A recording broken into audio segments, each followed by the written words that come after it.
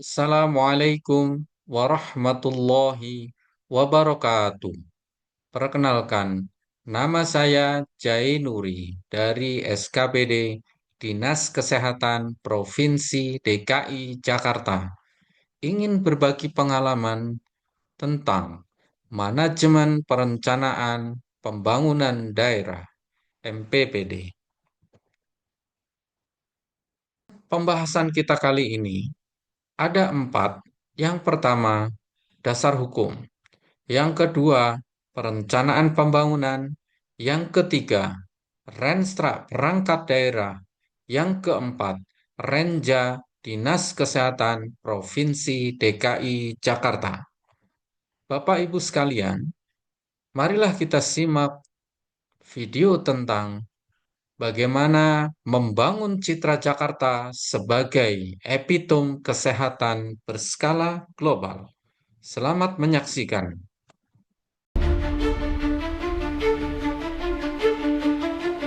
Di Indonesia, masalah kesehatan masih menjadi fokus perhatian, tidak terkecuali di Jakarta. Aksesibilitas dan peningkatan kualitas layanan kesehatan menjadi program prioritas pemerintah Provinsi DKI Jakarta.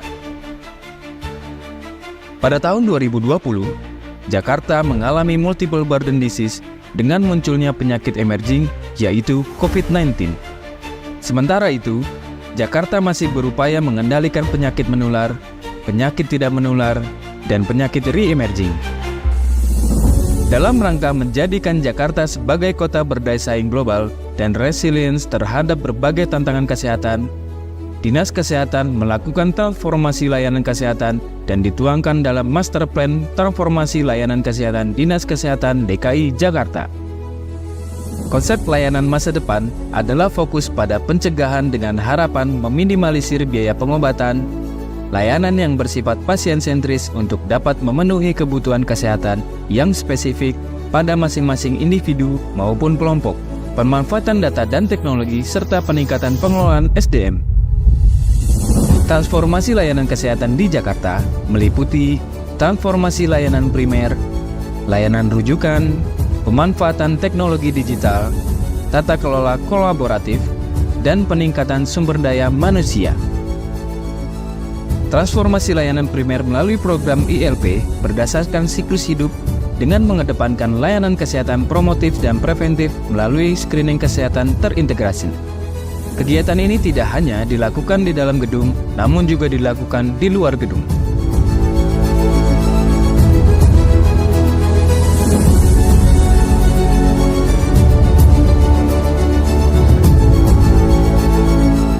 Transformasi layanan rujukan bertujuan meningkatkan kualitas, kecepatan, dan ketepatan penanganan pasien yang membutuhkan rujukan pelayanan kesehatan.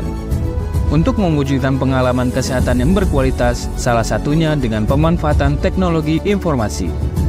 Untuk memperkuat layanan rujukan dan krisis terintegrasi, Jakarta memiliki Command Center PK3D yang siap merespon berbagai kebutuhan darurat kesehatan dengan cepat dan tepat, ditunjang dengan moda transportasi rujukan baik darat, laut, maupun udara yang siap beroperasi selama 24 jam. Pemanfaatan teknologi kesehatan digital merupakan salah satu pilar strategis transformasi layanan kesehatan dalam mempercepat akses pelayanan kesehatan dan memperkuat manajemen kesehatan berbasis data.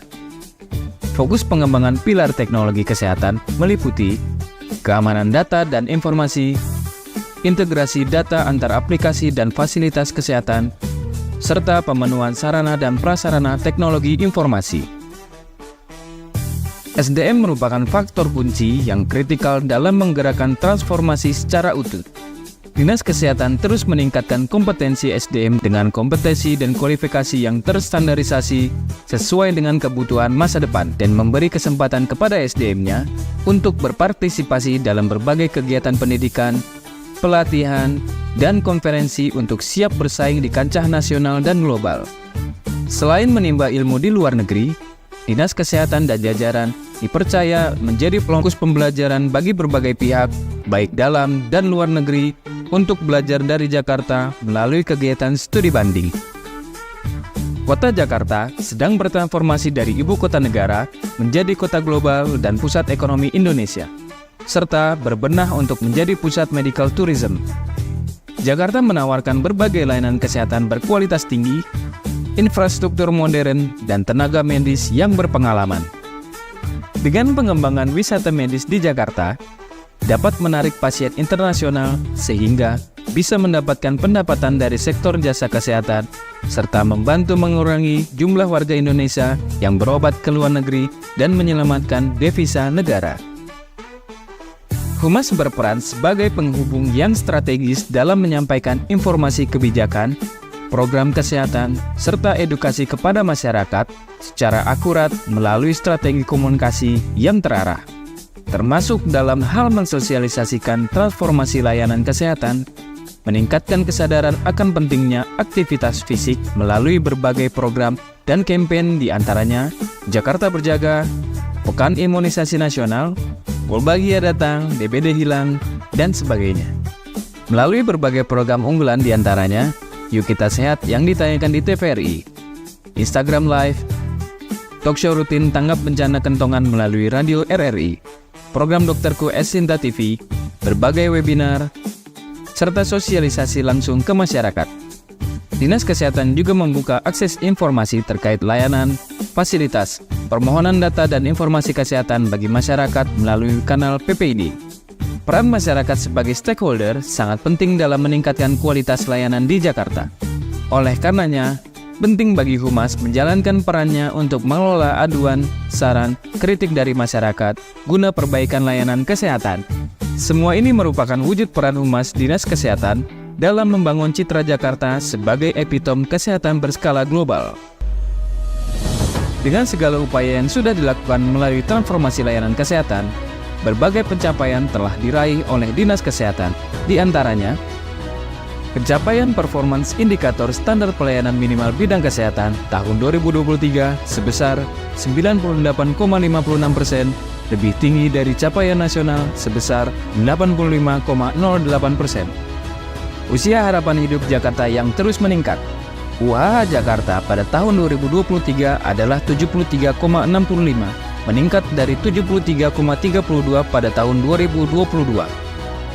Selain itu, cakupan Universal Health Coverage juga meningkat dari sebelumnya 98,49% menjadi 98,87%. Jakarta terus bertransformasi untuk memberikan layanan kesehatan terbaik.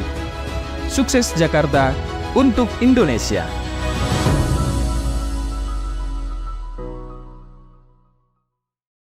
Dengan membangun citra Jakarta sebagai epitome kesehatan berskala global, izin kepada Ibu Kepala Dinas Kesehatan dan Ibu Sekretaris Dinas Kesehatan, izinkan kami menyampaikan dasar hukum MPPD. Yang pertama, Undang-Undang Nomor 25 Tahun 2004 tentang Sistem Perencanaan Pembangunan. Yang kedua, Undang-Undang Nomor 23 Tahun 2014 tentang Pemerintah Daerah. Yang ketiga, Permendagri Nomor 86 Tahun 2017. Keempat, Permendagri Nomor 90 Tahun 2019. Yang kelima, Permendagri Nomor 10 Tahun 2003. Yang keenam, Keputusan Gubernur Nomor 43 Tahun 2022. Yang terakhir, SE Setda Nomor 53 Tahun 2022. Kita lanjutkan pada pembahasan tema 2, yaitu perencanaan pembangunan. Yang pertama, implementasi rencana pembangunan jangka panjang terdiri dari 20 tahun yang dimulai dari tahun 2025 sampai dengan 2045.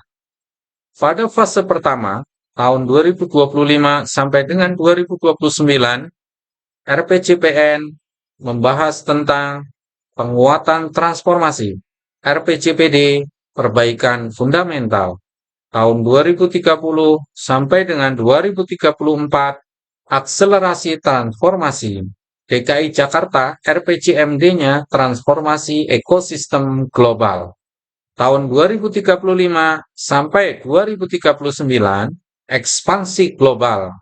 RPJPD ekspansi global. Tahun 2040-2045, RPJPN menekankan pada perwujudan Indonesia emas, sedangkan RPJPD perwujudan kota global. Pembahasan berikutnya adalah tentang bagaimana turunan antara RPJPN sampai dengan Renja perangkat daerah. Jangka waktu 20 tahun, jangka waktu 20 tahun, yang nasional itu ada RT RWN, kemudian RPJPN, sedangkan pemerintah daerah RT RWP dan RPJPD.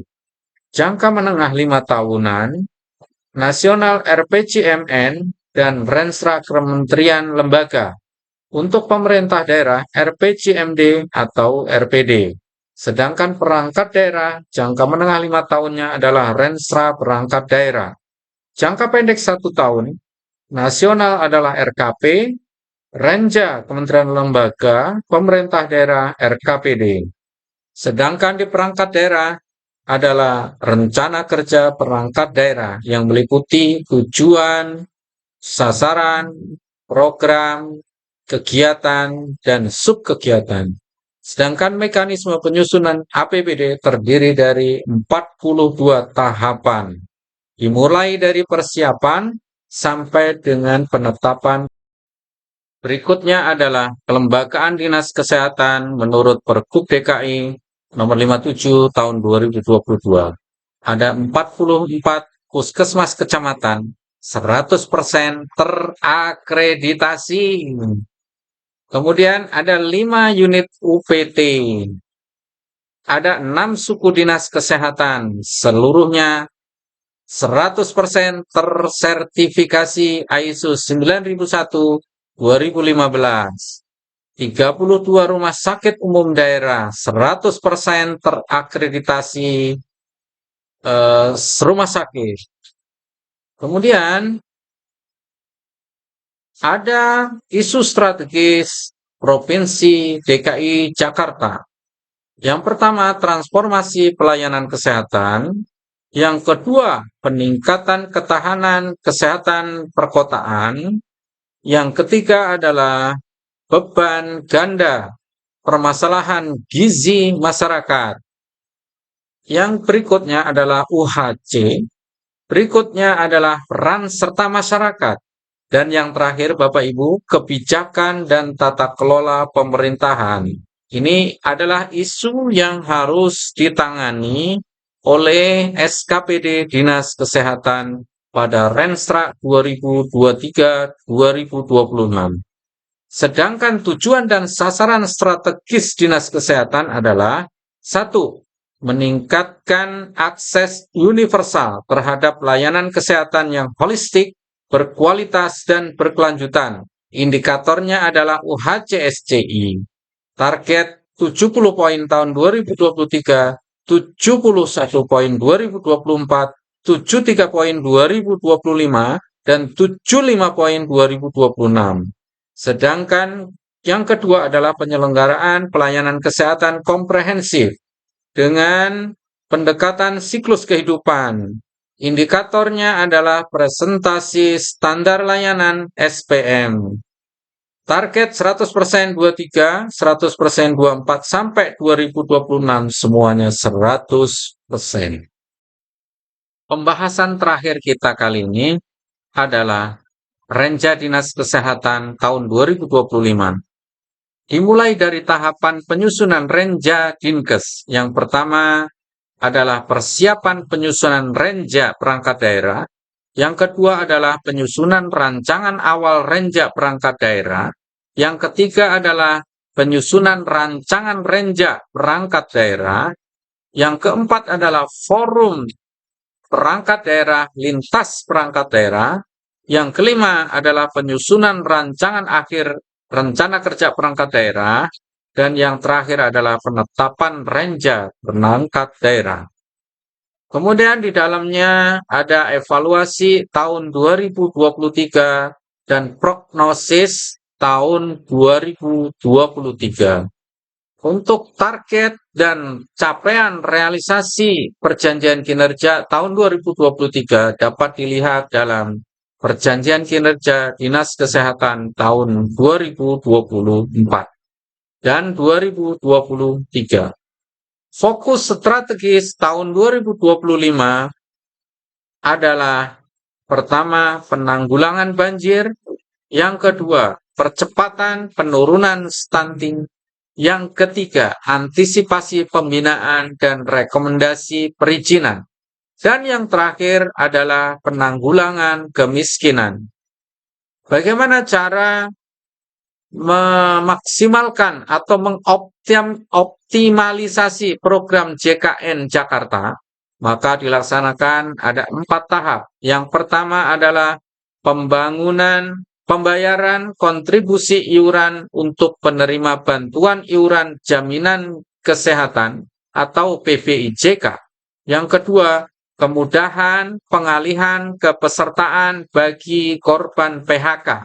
Yang ketiga, pembayaran iuran perangkat daerah di Pemda, pemerintah daerah.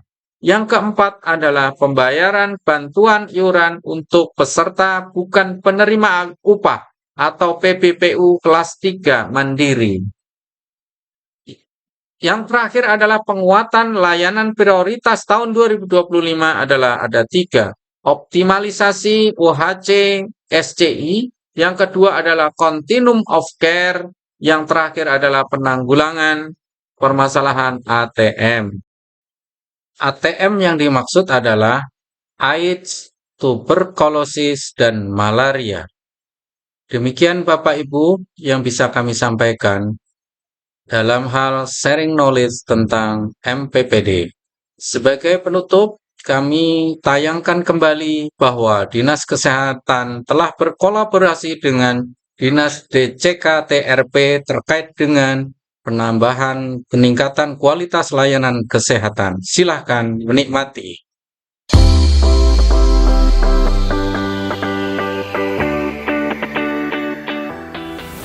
Saat ini kebutuhan pelayanan kesehatan di DKI Jakarta sangat tinggi di tengah pandemi COVID-19 yang melanda, termasuk ibu kota Jakarta.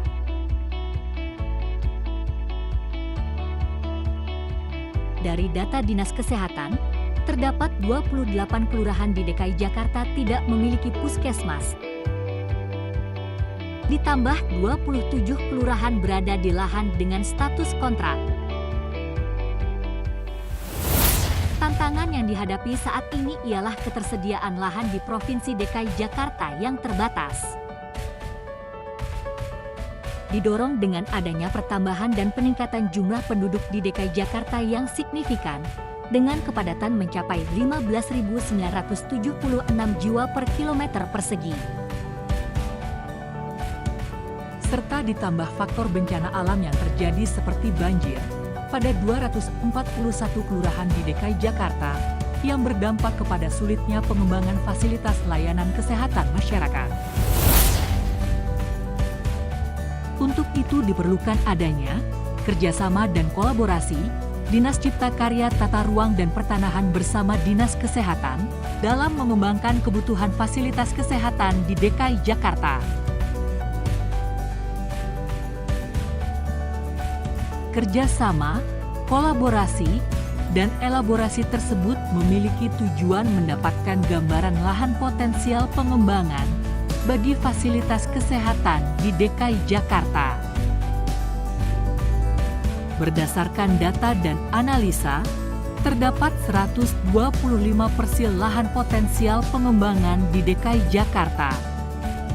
Terdiri dari 11 persil aset potensial berdasarkan hasil verifikasi dan 114 persil non-aset. Selain potensi lahan aset pengembangan, terdapat usulan konsep rumah sehat yang dikembangkan. Usulan pengembangan rumah sehat tipe A, luas lahan minimal 200 meter persegi, dengan luas bangunan 1.300 meter persegi.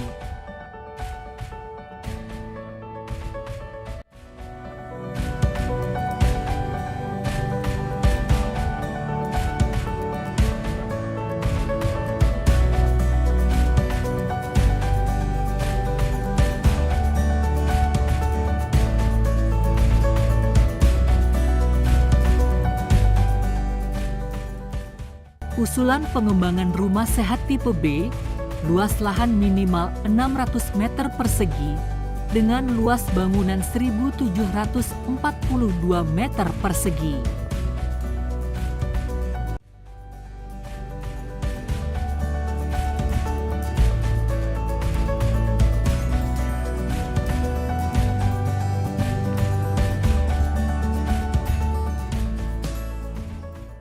Usulan pengembangan rumah sehat tipe C, luas lahan minimal 1.200 meter persegi, dengan luas bangunan 1.556 meter persegi.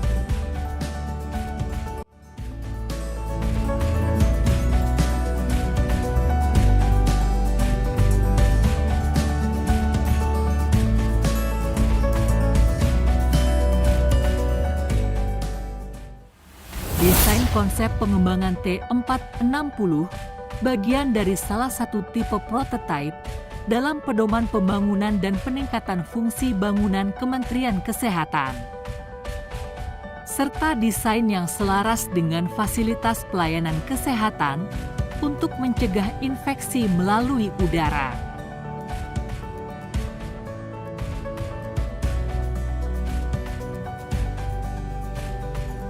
Dibutuhkan inovasi dan improvisasi dalam mendukung pelayanan kesehatan yang terbaik.